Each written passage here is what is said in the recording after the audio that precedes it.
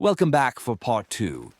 A gentle reminder, this story is fiction, created for entertainment. Names, places, and events are entirely made up for entertainment. This story includes themes of betrayal, deception, and attempted violence. Please listen with care. Now, settle in again. Let the room feel safe. Let the sound of your breathing be the loudest thing you notice. Outside that cabin, the night felt enormous. The trees stood close together, their dark branches tangled like quiet thoughts. The lake was somewhere beyond them, black water beneath a pale moon, watching without blinking. Nina's voice trembled as she spoke to the dispatcher, but her words were clear. She gave the location, described Mara's situation, described Ethan running into the woods. Mara stood near the porch steps, the fireplace poker held low, not raised, not threatening, just present. A boundary made of metal and willpower. Inside the cabin, the candle flames still flickered, throwing soft shadows on the walls. It would have looked peaceful to anyone passing by. But peace can be staged. Nina reached Mara and gently took her elbow. She asked if Mara was hurt. Mara shook her head. "Not yet," she said. 2 words, small, quiet. But they made Nina's face change, because "not yet" means the danger hasn't ended, only paused. The dispatcher kept Nina on the line. Minutes stretched like thin wire. Mara listened to the woods, trying to hear something that would tell her where Ethan was. A crack of a twig, a breath, a footstep, anything. But the forest stayed still, and that was worse. Then, finally, headlights appeared down the narrow road. 2 sets, then 3. Police vehicles moving cautiously, tires crunching over gravel. 2 officers approached first, hands near their belts, voices calm in the way trained voices become when they're trying not to escalate a situation. They asked if Mara was Mara Hollis. They asked if she was safe right now. Mara looked at the woods, then at the cabin. "Safe right now," she said. One officer moved closer to the cabin, scanning the windows. Another guided Mara and Nina a few steps farther from the door. They asked what happened. Mara told them only what she needed to. Her husband brought her here. She found signs something was wrong. He locked the door. He picked up a knife. She believed he intended to harm her. When a friend arrived, he ran. The officer nodded as if he'd heard this story before. Because he had, just not with these names. Mara's voice stayed steady as she spoke, but her hands shook when she finally lowered the poker. Shock doesn't always come with screaming. Sometimes it comes like a slow release of muscle that's been clenched too long. The officers asked if Ethan had any weapons. Mara hesitated, then mentioned the shed, the container labeled pool chemicals, the missing smoke detector, the rope, the way Ethan moved like he'd been here before. As she listed these details, she watched the officers' faces change. Subtle, professional, but unmistakable. Because now they weren't just dealing with a domestic argument. They were dealing with a plan. More officers arrived. Flashlights swept the ground, the tree line, the area around the lake. A dog unit came later, the dog's nose low, its body pulled forward with purpose. Someone asked Mara if she could show them Ethan's car. Mara pointed. The car sat by the cabin, quiet as if it were only a vehicle and not a piece of a larger puzzle. An officer walked around it, shining a light into the back seat. Another opened the trunk. They didn't announce what they found right away. They didn't need to. Mara could see it in their careful movements, the way they paused before speaking into radios, the way their tone tightened. They found luggage. They found extra cash in an envelope. They found a folder with printed travel documents. And they found something else, something that made the officer's face go still. A copy of Ethan's passport, and beside it, a second passport photo. Not Mara's, A woman with dark hair and a bright smile that looked too confident for the cold light of a flashlight. Nina stood close to Mara, as if her body could block the night. The officers asked Mara if she recognized the woman. Mara didn't say the woman's name because Mara didn't know it yet, but Mara knew what she was. A destination. The dog's bark cut through the quiet, sharp and sudden. A voice from the woods called out that they had a track. Officers moved quickly, lights bouncing through trees, radios murmuring in short bursts. Mara stayed near the car with Nina and one officer, watching beams of light dart between trunks like nervous fireflies. Time changed shape. Minutes felt like hours. Mara's body cooled as adrenaline faded, leaving her with the strange, hollow sensation of being present, but not fully inside herself. Then another radio burst. They'd found him, not far from the lake's edge, half hidden behind a fallen log, breathing hard, hands scratched, his hair damp with sweat. When they brought Ethan into view, escorted between two officers, Mara saw something she didn't expect. Not fear, not remorse, anger. Ethan looked furious, as if being stopped was an insult. He kept trying to talk. He kept trying to explain. He kept insisting it was all a misunderstanding. He said Mara was overreacting. He said she was unstable. He said he was only trying to calm her down. His voice was smooth, confident, like he believed that if he said it kindly enough, it might become true. But when Ethan saw Mara's face, his expression flickered. Just a small crack, a flash of something sharp. And in that crack, Mara recognized the truth. It wasn't love in his eyes, it was logistics, like she was a problem that refused to solve itself. The officers separated them quickly. Ethan was placed in the back of a cruiser. The door shut with a heavy final sound that made the night feel quieter. An officer asked Mara if she would come to the station to make a formal statement.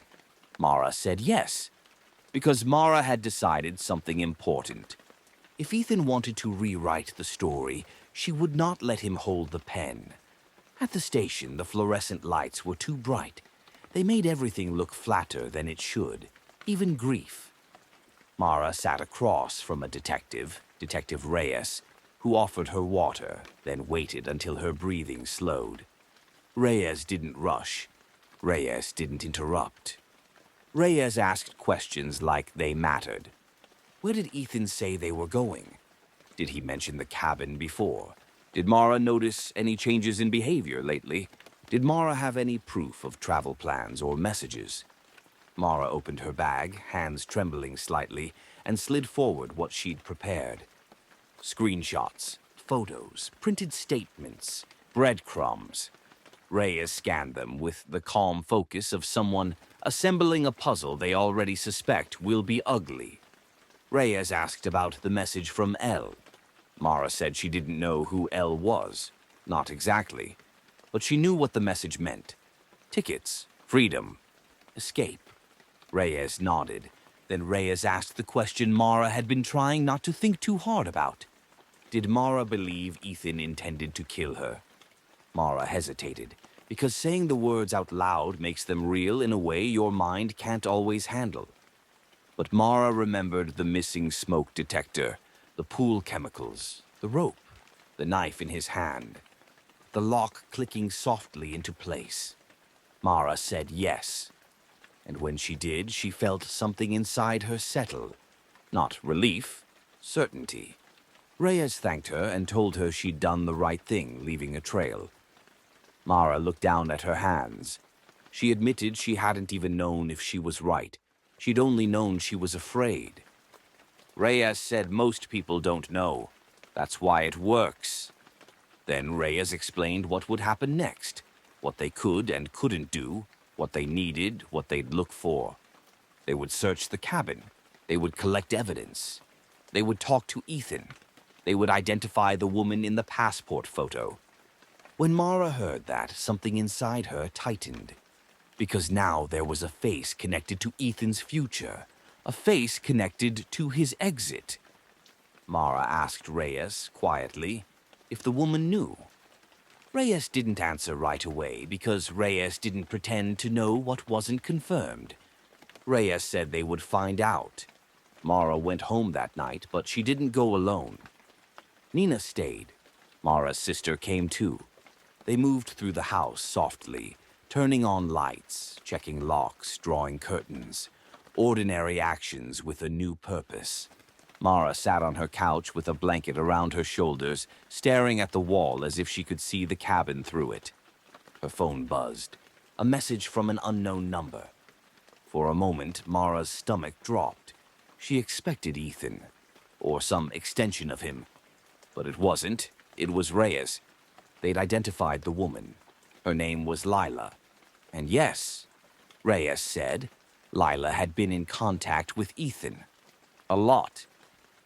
The next day, detectives brought Lila in for questioning. Lila arrived in a long coat, hair carefully styled, wearing a kind of confidence that looked like it had been practiced in mirrors. She wasn't crying. She wasn't shaking. At first, she told detectives Ethan said he was separated. She said he told her Mara was cruel. She said he told her he was trapped. Then the detectives slid the travel documents across the table. One-way tickets, a departure date just days away. A destination country Ethan had never mentioned to Mara in any conversation about the future. The detective asked Lila if she knew Ethan was still living with his wife. Lila's eyes flickered.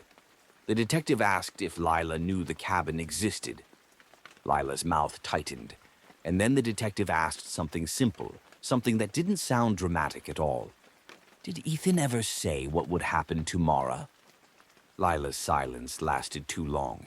She finally said Ethan told her Mara would be okay, that things would sort themselves out, that he was handling it. Handling it. Two words that can hide 1,000 ugly possibilities. When Lila realized there were police involved, when she realized Ethan hadn't been the hero of the story he told her, her confidence began to collapse into a thin, frightened quiet. Because Lila learned something that day, she wasn't Ethan's future. She was a tool, part of the escape. And escape plans don't include loyalty. Reyes called Mara again. Reyes said they'd searched the cabin. They found the removed smoke detector. They found the container of chemicals in the shed, strong, hazardous materials that didn't belong there. They found rope and duct tape in a bag that looked freshly placed. They found a burner phone, different from Mara's, hidden beneath a loose floorboard. And they found a notebook with a list. Not a diary, not a love letter. A list. Things to pack. Money to withdraw. Documents to print. Times. Dates. And one line written in a careful hand. Make it look accidental. When Mara heard that, she didn't cry right away. She sat very still, as if her body were trying to understand that the person she married had been imagining her death in the same way someone imagines a weekend trip. Logistics, timing, clean up, make it look accidental.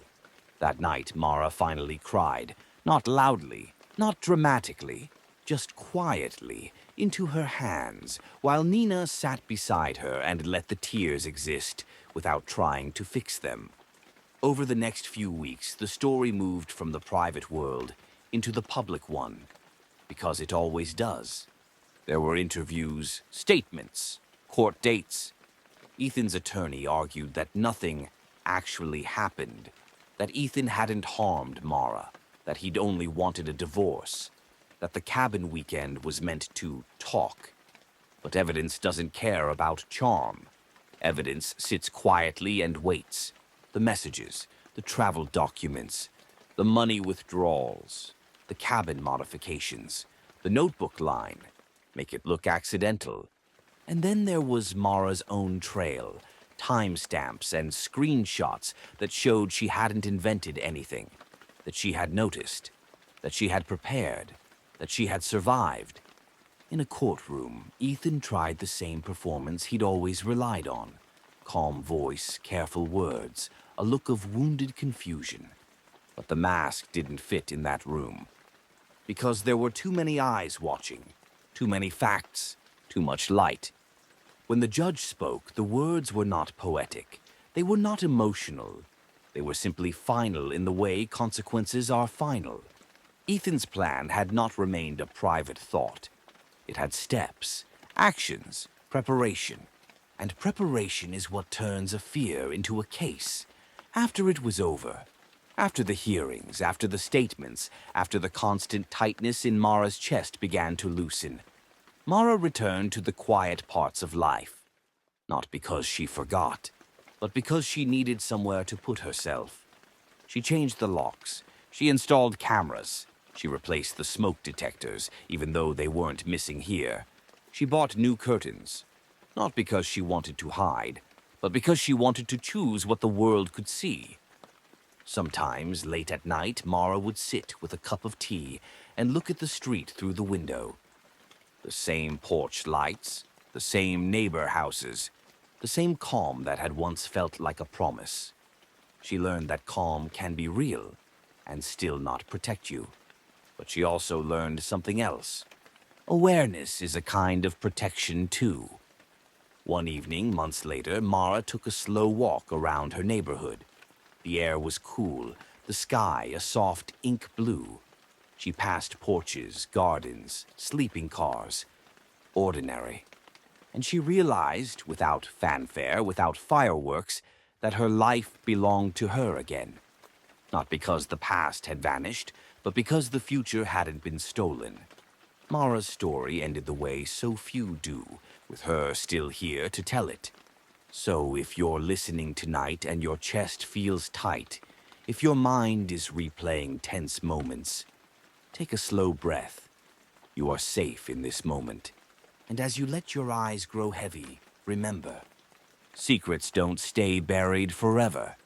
And sometimes, the smallest choices, a voicemail, a sticky note, a phone bought with cash, can be the difference between disappearing and surviving. Good night.